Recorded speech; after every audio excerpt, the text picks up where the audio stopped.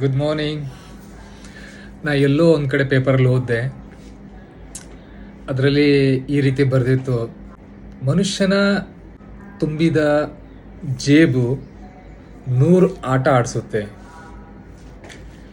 ಅದೇ ಒಬ್ಬ ಮನುಷ್ಯನ ಖಾಲಿ ಜೇಬು ಅವನಿಗೆ 100 ಪಾಠನ ಕಲಿಸುತ್ತೆ.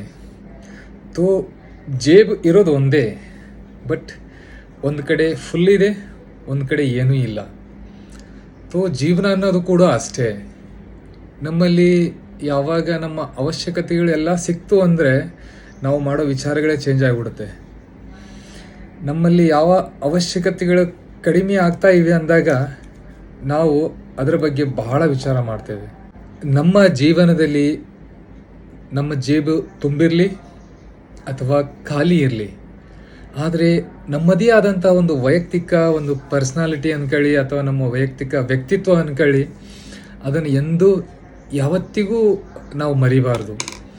ಇವತ್ತು ಜೇಬು ತುಂಬೋದಂದರೆ ದುಡ್ಡಿದೆ ಅಂತ ಅರ್ಥ, ಜೇಬು ಖಾಲಿ ಇದೆ ಅಂದ್ರೆ ರೊಕ್ಕ ಇಲ್ಲ ಅಂತ ಅರ್ಥ. ಸೊ ಇವೆರಡರ ಮಧ್ಯೆ ಏನು ವ್ಯತ್ಯಾಸ ಇದೆಯಲ್ಲ, ಅದು ನಮ್ಮ ವೈಯಕ್ತಿಕ ಪರ್ಸ್ನಾಲಿಟಿಗೆ ಅಥವಾ ವೈಯಕ್ತಿಕ ವ್ಯಕ್ತಿತ್ವಕ್ಕೆ ಎಂದು ತೊಂದರೆ ಕೊಡ್ದಂಗಿದ್ರೆ ಸಾಕು. ಯಾಕಂದರೆ ನಾವು ನಾವಾಗಿರ್ಬೇಕು. ದುಡ್ಡು ಬಂದು ನಮ್ಮನ್ನು ಬೇರೆ ರೀತಿಯಾಗಿ ನೋಡೋ ಒಂದು ಲಕ್ಷಣಗಳು ನಮ್ಮ ಹತ್ರ ಬರಬಾರ್ದು.